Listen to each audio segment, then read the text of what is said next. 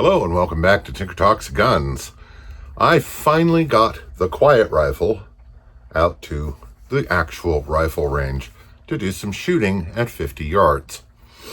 And for those of you who missed the video, this is a 410 shotgun that has been rebarreled with a section of barrel cut from a British 303 and then rechambered for 32 Smith & Wesson long.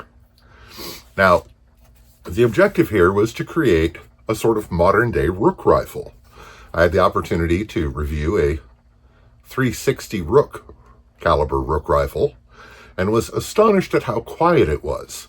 Now, 360 Rook is very nearly Colt 38 long, and I thought, I bet I could do something in 32 Smith & Wesson long because I have a ton of brass and the ability to cast bullets for it. And I bet it would work pretty good. Now, the first load I tried in this is a cast 100 grain round nose lead. And this was basically from the 22-inch barrel of the rifle, it was producing the same energy and velocity that it would from a 6-inch revolver, because it's a fairly standard load for 32 Smith & Wesson long. So let's have a look at how things went at the range after I mention my supporters of Patreon. Thank you all very much for your assistance. This is very much a shoestring operation, and your contributions help more than you know.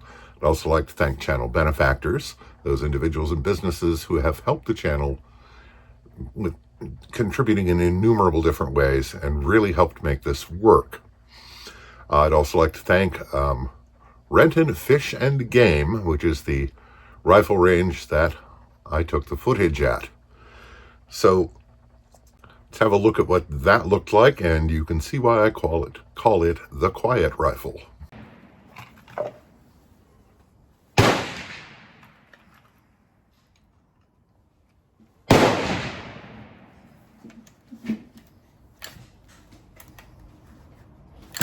Really?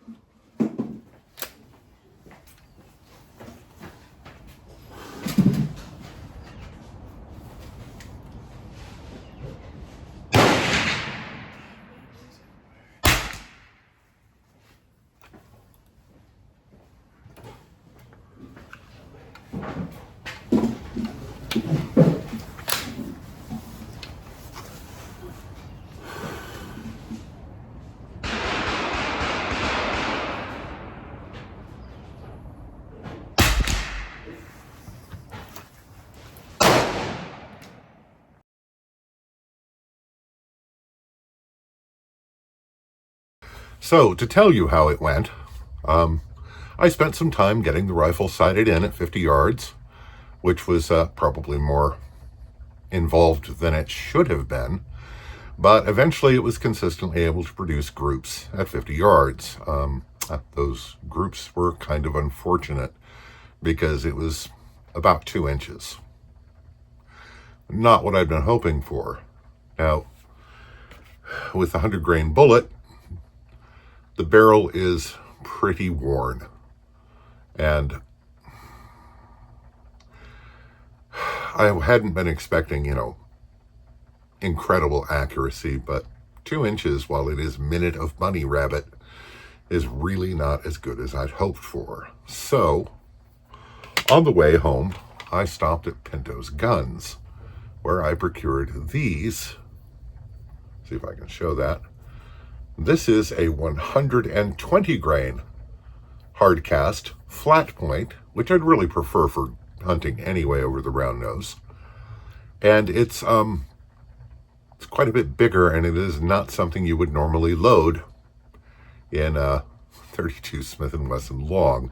Bullet weights for that usually cut off at 100 grains. But I'm shooting this out of a rifle, and I elected to be somewhat conservative. Now, with the original load, it's producing about, which I've done something clever with, there it is. With the original load, it's producing about 150 foot-pounds of energy, which is fine. This is not a big game gun. This is meant for taking small animals at reasonably short distances. So, with there being no load data for a 120 grain bullet in 32 Smith & Wesson long, I kind of had to wing it, and I erred on the side of caution.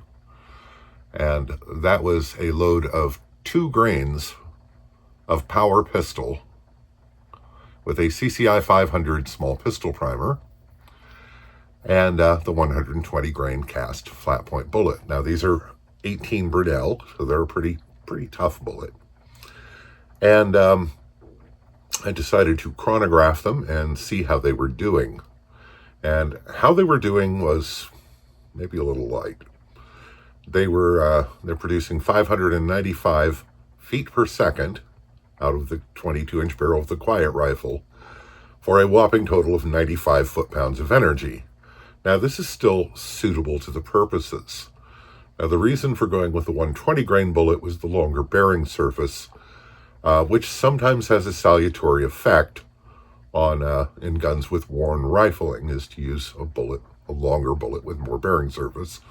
And this suspicion was confirmed by my friend Chris at Pinto's Guns when we discussed it. So I thought I'd try it out, and we'll have to get it out to the range again to see if it yields any greater results in terms of accuracy. I'll probably take it to the pistol range first and try it at 20 yards.